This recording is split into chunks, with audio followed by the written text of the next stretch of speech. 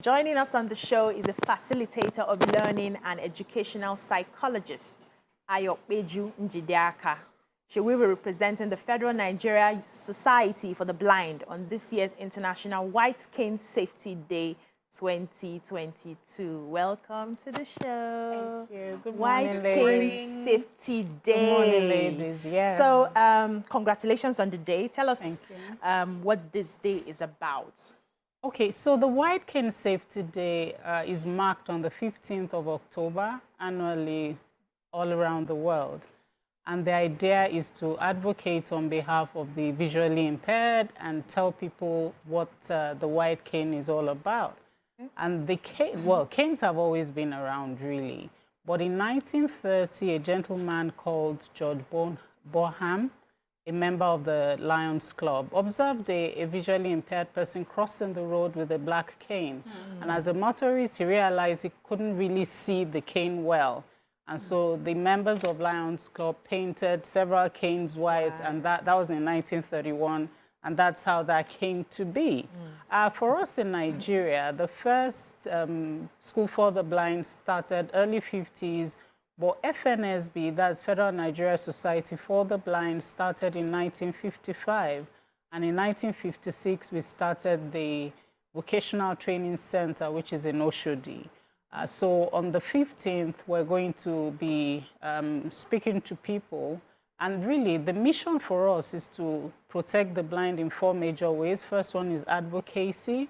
The second one is rehabilitation, because our focus is on people who, by virtue of accident, illness, whatever, for those who go blind in adulthood or adolescence. So that's really the people we focus on. So there's the advocacy part, there's the rehabilitation part, then the empowerment part, and then prevention of blindness. So every year on the 15th, we gather. Our location for this year is at Muson Center. Muson has graciously allowed us to use their space. Wow. So we will be outside, have tents and all. And we will do 3 major things. The first one is a charity walk from Muson Center to Falomo and back. And we're moving with all our students so that motorists see people use the white cane. And we will educate them as well, because NURTW is going to be joining us. Fantastic. So they will see that. We'll educate them what it means, because there's so much stigmatization.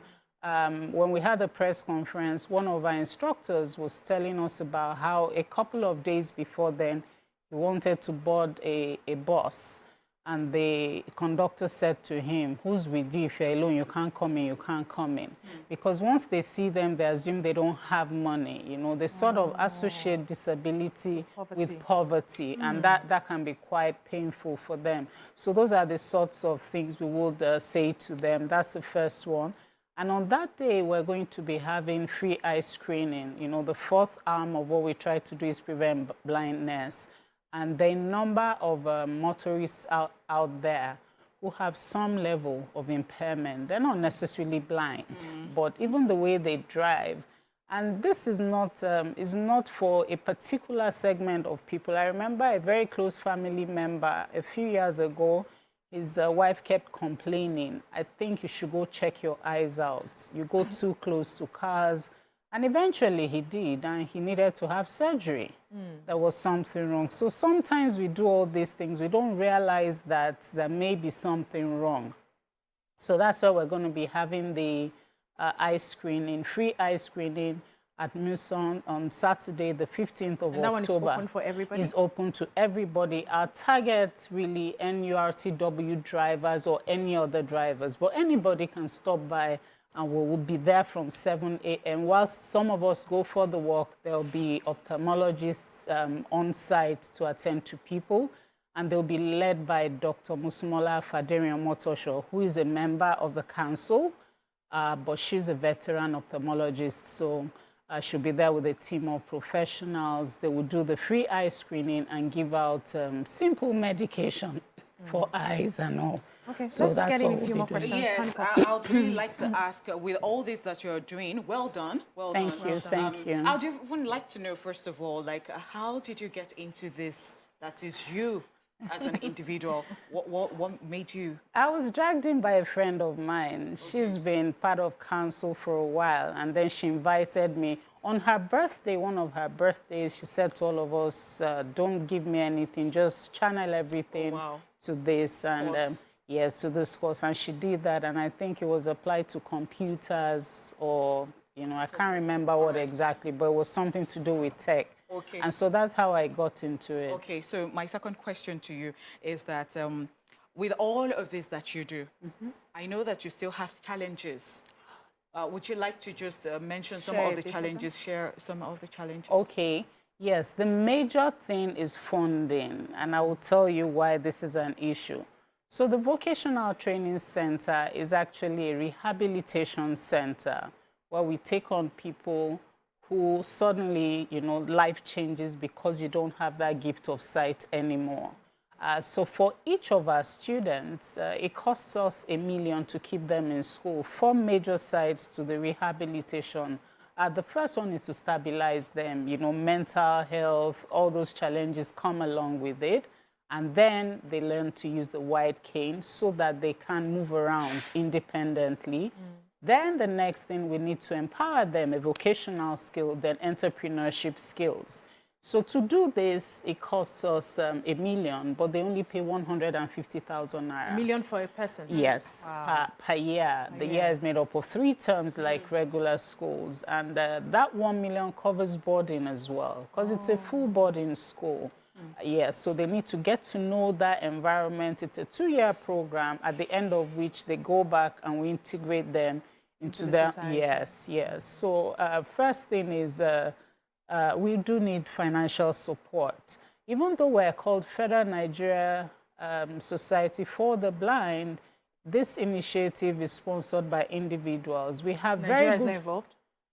Well, so they're Nigeria, something. I don't understand. Because that's the challenge we always face. Even yesterday, are you going to review it if it's one of the problems? Because when we hear Nigeria and see Nigeria, we think it's government. No, it's not government support. This is not government. Wow. Although we have the support of Lagos State, let's give it to Lagos State. They do support us through scholarships. For instance, for Saturday, LASMA will be available. The Lagos Ambulance Service, they will be available and all that. So we do get some level of support. Okay, let's go on a short break. When we come back, we continue the conversation. Welcome back.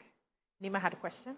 So I am amazed that, you know, at the level of partnerships that you have, especially with the NURT, you would expect that they will be the last one to join. Because we carry these assumptions around about the NURT and their activities as if, no, they cannot support a worthy cause. So I'm amazed at that support. But as you were speaking, I was wondering, why is the VIS, the Vehicle Inspection Service Center, and the VIOs, you know, the people who have to, who compel eye tests and driver's license not present, not going to be present. So are they there? It's not too late. We can still contact them. And for us, even FRSC, because drivers, 2 sides to it now. They need to understand the importance of sight. That's right. And they need to own up to when they have problems. You know why I'm saying that? Yeah. I have renewed my license recently. I think I'm due already in 2 years because I have a 5-year license for another one. I do my eye tests when I go there. And so I know that they have that service, except it's just a procedure. They should be here. They should be insisting Nigerians, your vision is more important. They should jump on every such awareness. So if they're not with you, it's disappointing to find out. But the Federal Road Safety as well, those are the agencies who must compel, you know, this awareness. They are the ones who, beyond checking, do you have a valid license, checking that, can you actually see? And what's the awareness they are raising on the lights? Exactly. Drivers, when you're driving. The use of your headlamps. At times when, you know, odds, and are there any aids that they're giving? If those are supporting you for priority, for instance, are they giving those aids to help people who come around to help them? So their partnership with us is really to bring in their members, you know, just to, number one, listen to the talk about importance of their own eyes and how they can support the visually impaired. As I said earlier on, there's a lot of discrimination. You see people using a cane, and you don't stop. You almost knock them down. We've had so many stories. I mean, recently, where an instructor and students, they were actually knocked down. But thankfully, they weren't injured in any way. Wow. So those are the things we want to engage them with. And we hope that as a result of this, the driving tests or the tests that motorists take before they're issued licenses will cover a level of this. So one side is their own sides. Another side is, are they well informed about helping to integrate visually impaired people into the society? So those are the sides. And I was talking about the sort of help we require. It's not only financial as well. We need volunteers, people who want to join the advocacy team, people who would like to support our social media campaign. You know, there's so much that can be done. And people who will just come and visit and spend time. Because a lot of them fall into depression. So people who want to come and share the brighter side of the world with our students. Wow. So those are the I have a sorts friendship of with Christiana Kirimade, one of your students, Yeah. and she now does empowerment, and I love. Yes, So it's encouraging. We have to a do. number of them. We have one of them who teaches in Lagos State. He teaches maths. He was a teacher in Olasore before he went blind. Wow. And now he's in Lagos State. So we have quite a number of them who are doing well. Take us through the process of rehabilitating, for instance. So when somebody has had a life where you have all your senses and then all of a sudden something happens and you lose one, what's the process it takes for some of them to get out of that depressive state? What are some of the help that you give? How do they come to register? How do they register? Who brings them? How do they get to know that you are available to help them ease into that, another life? Okay, so usually information about us is by word of mouth. You know, Nigeria, when it comes to this kind of support, except you have that issue, you wouldn't know what's available. A number of ophthalmologists know of us, so they send people down, but they must be brought down by their family because you must pay your own part. Even if we're not charging you the entire 1 million, you need to pay your 50,000 per term. And it's amazing that sometimes they pay the 50,000 like 3 times. It is, yes. So So family members must come and register. Then they go through an interview process. They also go through a psychological assessment. We want to be sure that you're not prone to committing suicide and all that. So you have psychologists that are working yeah, with we you? have our in-house psychologists. We have other psychologists that we work with, yes. So we have that. And you know, it's not cheap to maintain those people. Not so you at all. can imagine. There's so much they can do. Which I'm is sure why they it would must love be to under do a it free. ministry. Yeah. I was actually going to ask this question. So these people actually have characteristics, and I think a lot of Nigerians are not even aware. So I want to know, this particular one that you're doing, does it have a theme? And as BC said the other time, that is, how do... Now, I'm talking about awareness. How will people know? Because, yeah, it is not enough for, oh, these people are supporting us and all that. It is about the visually impaired people. Yeah. So they have a lot of challenges, especially somebody who, as she said, who has seen before and cannot see any longer. It wasn't that the person was born with it, or maybe when the person was very young, it happened and all that. So the person is already grown, and that one in itself is difficult. Yeah. So how do people, the sighted people, begin to help them, irrespective of this work that you're going to have, on Saturday? Like, how are you ensuring that happens? Okay, so we have members who also bring in other members. That's how I joined. That's one. We also engage various societies, various clubs, as it were. For instance, psychology is one club that they are a cycling club in Lagos. And so we engage those sorts of people so they're aware of what we do. Lions Club, I mean, they are very big on supporting things like this. We have them as well. And then now we're going into schools. Okay. Yeah, we're going into schools because we believe that the earlier that people get to know of these sorts of things, the better for them. And our theme for this year is Together Creating New Boundaries. And so we believe that if you bring in people when they're really young, we've written to a few schools, security issues, they may not be able to join us physically, but the children have their own challenge that they are going to undertake. That's the fundraisers challenge, 10 for 10 or 10 for 5 in the case of the children. Idea is engage 10 people who will give you 5,000 naira each, and that's 50,000. For the older ones, is 10 for 10. So that's one. The engagement part of it, again, is a word of mouth, things like this, social media. So we do get people who just drop by. We have a lot of donors who walk in and drop food at the Oshodi Center. So we do have, we've been around 67 years. So is that place open for people to come and take a look? Oh, absolutely, okay. absolutely. And come with kids. You can do, it's on Firo Road, number 1 Firo Road, Oshodi. That's on your way to Ayopeju, coming from the new station, the new bus station. You turn to the right, and it's right on Google Map. So you can leave. So you can come with anybody. I mean, of course, they will scrutinize. We have security who will scrutinize and ask questions. And depending on what the students are doing, you can actually sit with them. We have a lot of churches who come in at the weekend, a lot of other religious bodies too who come in and support. So that support, that knowing that they are loved, knowing that they are part of our society, and that's what SDG 10 is all about. Yeah. You know, removing all the discriminations. Yes, the discrimination caused by disability. So that's what that's about. So for us, we'd like to reach out to people. It's not always about cash. How can people reach you as well? We're on all the social media platforms. We're on Instagram, we're on Twitter, and we're on Facebook. And it's FNSB Official. Is the same across FNSB Official. Yes, FNSB Official.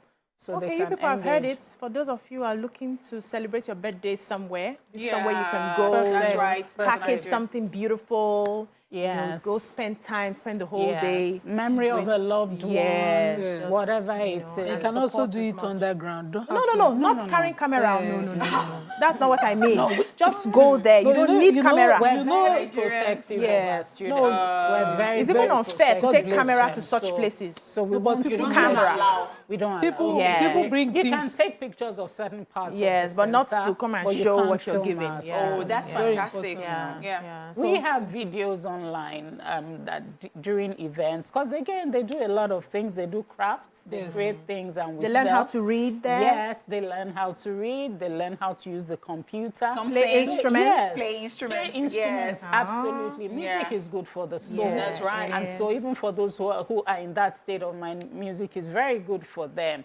And another beautiful thing about them is they have a band. So if you have they perform. functions, yes, please invite a band. We're always doing that during Christmas. That would be Christmas sweet. Carol.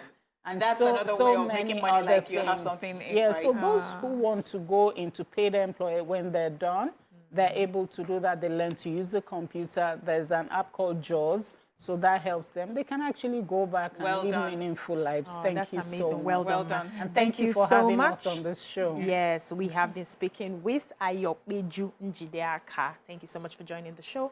Thank you so much, ladies. Nima smile. Honeypot smile. Thank you, viewers, for listening in today. We'll see you again tomorrow. Bye-bye now.